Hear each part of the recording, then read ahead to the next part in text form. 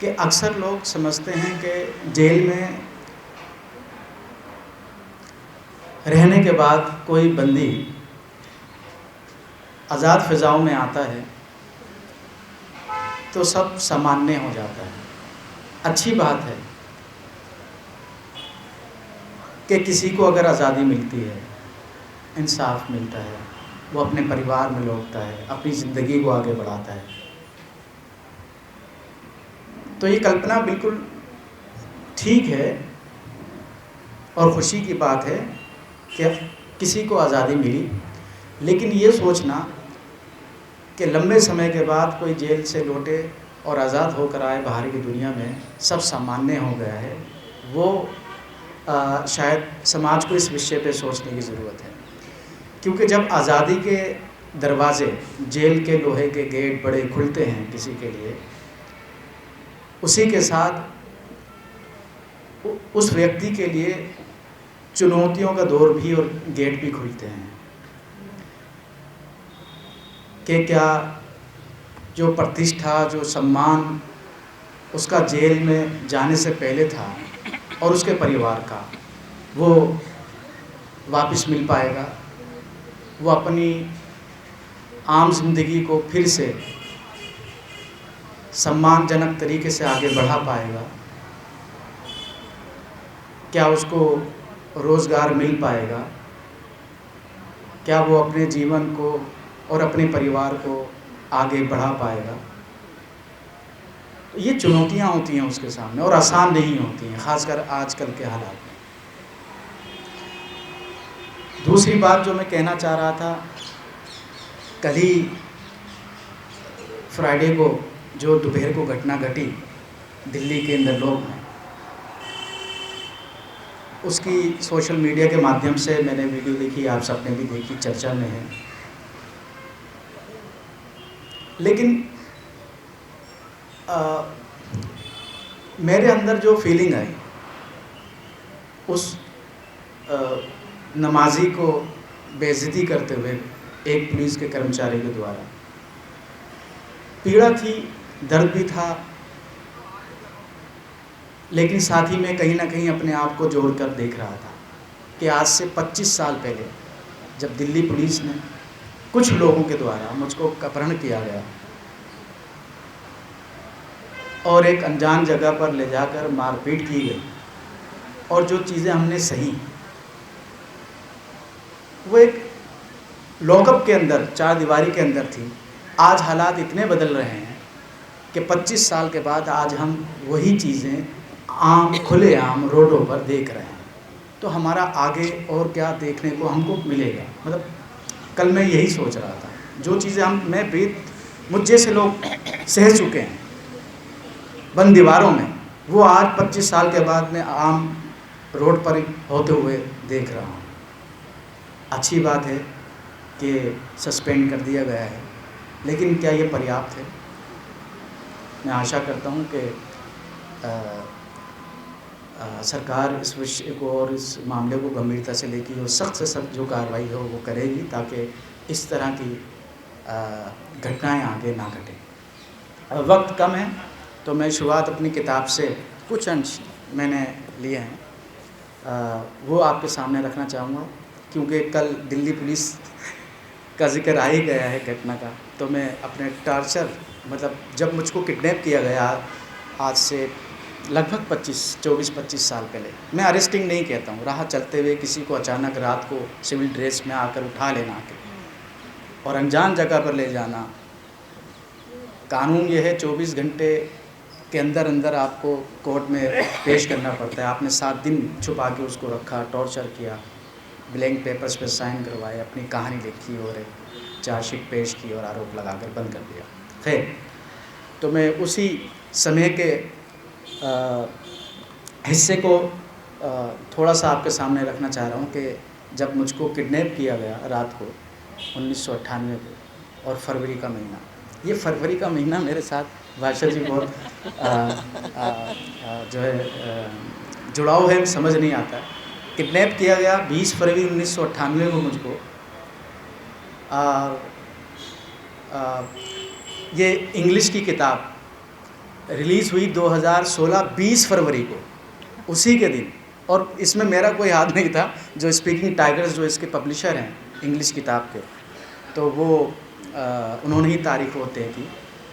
आप इसमें हिंदी में देखेंगे 2016 से लेकर अब तक की जो घटनाएं मैंने बढ़ाई हैं, लिखी हैं खुद से, उसमें भी फरवरी 2022 का है तारीख लिखी हुई। तो अजीब इत्तेफाक है। और रिलीज़ ये हिंदी की किताब जो रिलीज़ हुई प्रगति मैदान में विश्व पुस्तक मेला में, वो भी फरवरी में हुई 2024 में। तो ये दोनों ही किताबें लगभग देखा जाए फरवरी में ही। जी, जब वो किडनैप करके मुझको ले गए अनजान जगह और मुझको आँखों पे और पट्टियाँ बांध कर गाड़ी से आधे घंटा चलने के बाद कहीं उतारा, फिर उसके आगे का मैं बात कर रहा हूँ यहाँ पर। फिर मुझे लगा कि हम एक कमरे में आ गए हैं। यहाँ उन्होंने मतलब जो अपहरण करता था, उन्होंने मेरी आँखों से पट्टी उतार दी और मेरे हाथ खोल दिए। मैंने देखा कि 10-12 लोग मेरे सामने खड़े थे। वे हट्टे कट्टे तगड़े, लंबे चौड़े और भयानक दिख रहे थे। एक ने मुझे रोबदार आवाज़ में कपड़े उतारने को कहा, बाकी किसी ने कुछ नहीं कहा। सभी मुझे घूर रहे थे। मुझे बहुत शर्म आई, परंतु उन्हें कोई फ़र्क नहीं पड़ा।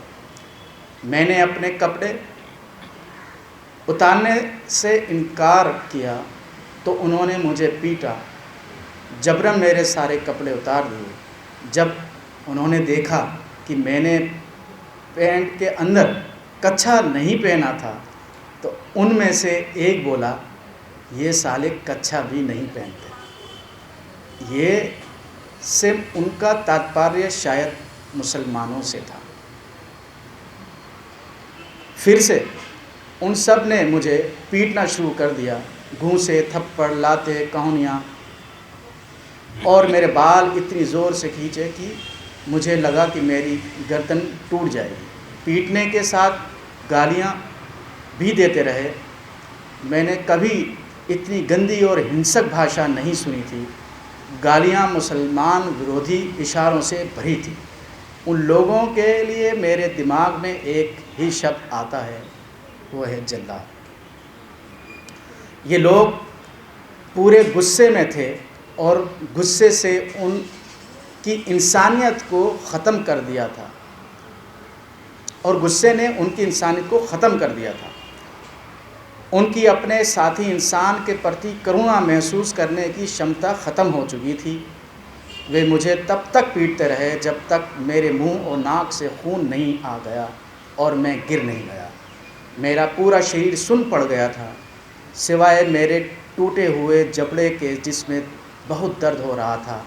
मैं अधमरा हो गया। ए खुदा, मैं ये किस मुश्किल में फंस गया था।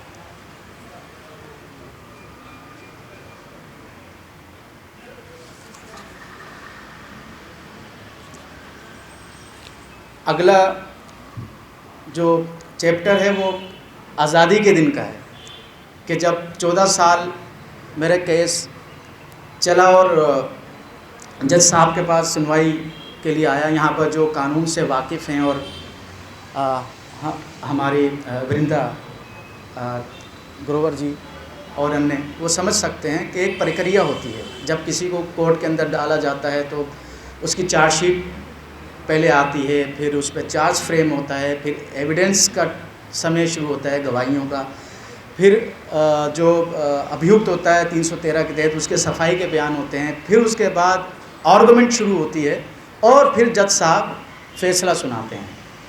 तो ये जिस समय पे की मैं बात कर रहा था, जब मैं रिलीज़ हुआ 2012 जनवरी में, 32 साल की लगभग उम्र हो चुकी थी, और जब किडनैप किया गया था मैं 18 साल का था लगभग। तो मैं उसी दिन की बात कर रहा हूँ। अभी पीरियड था 313 के मेरे बयान हो चुके थे और आर्गुमेंट शुरू होनी थी। पहले पब्लिक प्रोसिक्यूटर ने बोलना होता है, फिर सफाई पक्ष ने बोलना होता है और बहस करनी होती है, और फिर जज साहब फैसला सुनाते। तो इस हिसाब से 5 से 6 महीने का समय था अभी जब मेरी ये तारीख पड़ी और जिस दिन मुझको आज़ाद किया गया मुझको पता नहीं था आखिरी केस रोहतक से। मैं उस दिन की संक्षिप्त की बात बताना चाहूँगा। सुनवाई चल रही थी, अभियोजन पक्ष के गवाहों के बयान हो चुके थे। राजेश शर्मा जी मुकदमे, जो मेरे वकील थे राजेश शर्मा जी, मुकदमे के अंतिम चरण में अपने तर्क रखने के लिए तैयार थे। वे शुरू कर पाते उससे पहले जज साहब ने कहा कि इसकी आवश्यकता नहीं है। उसके बाद जज साहब ने गर्दन झुकाई और अपनी फाइल पर कुछ लिखा। उसके बाद सिर ऊपर उठाया और मेरी ओर देखा और कहा कि मैं आज़ाद हूँ। बस इतना ही। कितना सरल शब्दों में कहा गया। और 14 साल में हक्का बक्का के अभी तो 6 महीने और लगने थे इस केस में। और जज साहब ने ये फाइल देखकर ये भी और एविडेंस देखकर ये भी इस लायक भी नहीं समझा कि इसमें प्रोसिक्यूटर की भी बहस या फिर सफाई पक्ष की बात सुननी चाहिए। उन्होंने पर्याप्त माना, गवाहियाँ देखी और कहा कि बड़ी और बहुत सरल तरीके से। और मैं 18 साल से 32 साल का हो चुका था, दुनिया से कटा हुआ, और कटघरे में खड़ा होकर कि जज साहब ने कहा क्या मैं आज़ाद हो गया? मुझे जेल वापस ले जाया गया। मैंने अपने साथी कैदियों को ये समाचार दिया। वे लोग बहुत खुश हुए, हमने खुशी मनाई। मैंने अपनी किताबें बांट दी और सामान इकट्ठा कर लिया। मेरे खाते में केवल 250 रुपये थे। फिर मुझे डर लगने लगा। शाम का समय था, कोई मुझे लेने भी नहीं आया। था ही नहीं, क्योंकि वालिद साहब का इंतकाल हो चुका था। इस 14 साल की सुनवाई में माँ बिस्तर पे आ चुकी थी। मैं अकेला था, नहीं निकला। कल जब मैं बाला साईं बाबा को देख रहा था, उनकी आज़ादी को परसों, तो बहुत अच्छा भी लग रहा था कि हाँ उनको इंसाफ मिला और उनको लेने के लिए उनके परिवार के लोग आए। उनकी खुशी में देख पा रहा था। लेकिन बदकिस्मती से मेरे साथ ऐसा नहीं था। मैं एक चीज़ यहाँ जोड़ना चाहूँगा। जब ये मेरे साथ घटना घटी थी आज से 25 साल पहले, वो समय ज़रा अलग था। आप लोगों को शायद आप सहमत ना हो मैं जो ये बात कहने जा रहा हूँ। कुछ मामलों में तब के हालात और अब के बेहतर हैं। अचंभित होंगे आप ये बात सुन के। कुछ मामलों में 25 साल पहले अगर ऐसे आरोपों में कोई व्यक्ति जाता था, पहले तो बहुत कम जाते थे, लेकिन जाता था तो लोग मान लिया करते थे 100% कि हाँ सही होगा। दूसरा, कोई हिम्मत नहीं करता था इस विषय पे बात करने की, ऐसे व्यक्ति के साथ जुड़कर, उसके परिवार के साथ जुड़कर बात करने की, उससे मिलने की डर खौफ हुआ करता था। वकील बॉयकॉट किया करते थे। खुद मैंने इस चीज़ को झेला और इसमें अच्छे से लिखा है, आप देखेंगे पढ़ेंगे। लेकिन आज सिविल सोसाइटी जागरूक है, वकील भी हैं जो कि उनकी मदद के लिए आगे आते हैं, और मीडिया भी है जो कि दूसरे पक्ष को भी सामने रखती है। बहरहाल संक्षिप्त में बात ख़त्म करना चाहूँगा। कोई मुझे लेने भी नहीं आया था। उन्होंने बड़ा ताला खोला गेट का, लोहे का दरवाज़ा खुला और मैं बैग लेकर बाहर निकल आया। मैंने लंबी सांस ली। मैंने पहले बाएं देखा, फिर दाएं देखा। कोई पहरेदार नहीं था। मैं हथकड़ी में भी नहीं था। मैं वास्तव में आज़ाद था। मैं अकेले तो था पर आज़ाद था। मैंने आसमान की ओर देखा। मैं बाएं मुड़ा और चल पड़ा। फिर मैं वापस आया और दाएं मुड़ा, कुछ कदम चल दिया और रोमांचित था कि अब मैं अपनी मर्ज़ी से किसी भी दिशा में जा सकता हूँ और मुझे कोई ये कहने वाला नहीं था कि इस दिशा में जाओ, रुको या चलो। मैं अपनी आज़ादी को महसूस करना चाहता था। मैं एक बार फिर मुड़ा और जेल के गेट, जेल की मीनार और मोटी ऊंची दीवारों को आखिरी बार देखा। फिर मैंने मुड़कर नहीं देखा। अलविदा। मैं आमिर आपसे रिक्वेस्ट करूंगी कि इसके बाद अब ज़्यादा नहीं बताइए, नहीं तो किताब लोग खरीदेंगे नहीं। तो सस्पेंस रहने दीजिए। तो काफ़ी कुछ शुक्रिया भाषा जी, आपने बताया बहुत कुछ है इसमें, और आपको क्योंकि ये मेरी ज़िंदगी है और इसमें लिखा हर शब्द मैंने जिया है, तो बहुत महत्वपूर्ण है। मैं अब्बू की बात को लेकर ख़त्म करूँगा, जो उन्होंने आखिरी बार कहा। मुझको लगता है कि अगर वो मेरे इस किताब में सबसे दिल के नज़दीक, ये पूरी किताब, उसका हर शब्द, उसका पैराग्राफ सब मेरे नज़दीक है, दिल के नज़दीक है, लेकिन जो मेरे दिल को छूता है वो अब्बू की बात है। थोड़ा बड़ा है लेकिन 1 पेज का है लगभग, और शायद आपको भी वो अच्छा लगा। इतने केसेस थे कि उन्होंने अपने काम काज को सबको छोड़ दिया था, और रोज़ाना सुबह मेरे जाने से पहले अदालत में 8 बजे जाके वो बैठ जाया करते थे, 9 बजे लगभग, और शाम को तब वो लौटते थे घर, जब जेल में जाने के लिए जो वैन होती थी अदालत से, वो गाड़ी में मैं बैठ जाऊँ और निकल ना जाऊँ। तो और ये उनका मामूर था। इसमें एक आपको उनके हाथ की लिखी हुई पर्चियाँ मिलेंगी कोर्ट की, और उस कोर्ट की पर्चियों को आप डेट देखेंगे तो देखेंगे उनकी ज़िंदगी बस तारीख पे तारीख, तारीख पे तारीख, तारीख पे तारीख में ही रह गई थी, और उसके 2 साल के बाद ही वो फिर गुज़र गया। बहरहाल, और वो बिस्तर पे आ गए थे, उनको बीमार हो गए थे मेरे जेल में जाने के बाद ही, पुरानी दिल्ली के ही एक हॉस्पिटल में थे, और उनको अपनी होश नहीं थी, मेरी होश थी। वही बस मैं बताना थोड़ा सा चाह रहा था कि वो क्या कहते थे। आखिरी बार मैं अब्बू से जुलाई 2001 में दिल्ली के बाड़ा हिंदूराव अस्पताल में मिला था। वे बिस्तर पर थे। मुझे अंदाज़ा था कि वे अब नहीं बचेंगे, इसलिए ही मुझे उनसे अंतिम मुलाकात के लिए लाया गया था। यानी 2 घंटे की कस्टडी पैरोल दी गई थी हथकड़ियों में मुझको, और 14 साल में जेल में ही रहा, कभी बेल पैरोल वगैरह नहीं मिली। यही एक मौका था कि मैं 2 घंटे के लिए सिर्फ हथकड़ी में बंधा हुआ अपने बीमार वालिद को हॉस्पिटल में देखने पहुंचा था, और फिर उनका इंतकाल हो गया था कुछ दिन बाद। मुझे उनसे अंतिम मुलाकात के लिए लाया गया था। अब्बू की आंखों में जो तकलीफ़ थी उसे बयां करना मुश्किल है, लेकिन जब उन्होंने मुझे देखा तो मुझे उनकी अनंत मोहब्बत की गर्मी का एहसास हुआ। हम दोनों ने एक दूसरे की आंखों में गहराई से देखा और बिना बोले संवाद किया। उनके लिए अपने सबसे छोटे बच्चे को हथकड़ी में वर्दीधारी पुलिस वालों से घिरा देखने बेहद तकलीफ़देह हो रहा होगा। इन हालात में हम एक दूसरे को क्या कह सकते थे। अब्बू को मौत का डर नहीं था, उनका तो बस जीना मुहाल हो गया था। उनके बेटे पर 20 जगहों दिल्ली, सोनीपत, रोहतक और गाज़ियाबाद में बसों, गाड़ियों और बाज़ारों में बम लगाने का आरोप थे। अब्बू को मालूम था कि मुझे फंसाया गया है। वे जानते थे कि उनका बेटा देशद्रोही नहीं हो सकता। अब्बू के भरोसे की जीत हो गई थी।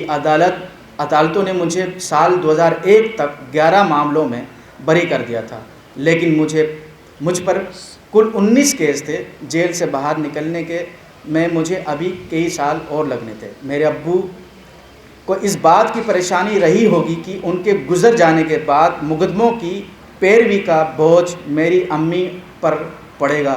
वे खामोशी से हम दोनों को देख रही थी। उनकी आंखों से लगातार आंसू बह रहे थे। मैं उनका बोसा भी ना ले सका, जबकि मुझ पर उनको हौसला देने की जिम्मेदारी थी।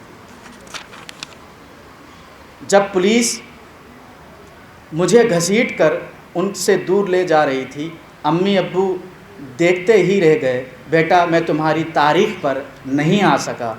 ये मेरे अब्बू के मुझको कहे आखिरी शब्द थे जो मैं बताना चाह रहा था।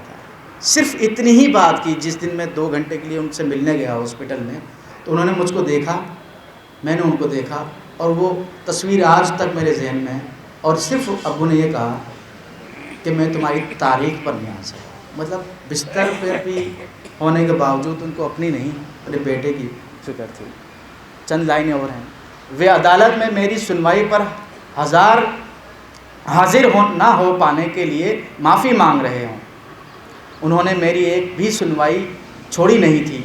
मेरे अम्मी अब्बू का जीवन अदालत, जेल और वकीलों के दफ्तरों के चारों ओर सिमट कर रह गया था। जब मैं लगभग 14 साल बाद जेल से बाहर आया तो मुझे उनके कागज़ों में छोटी छोटी पर्चियाँ मिली जिन पर अदालत की तारीखें लिखी हुई थी। मेरी पेशी की अंतहीन तारीखें।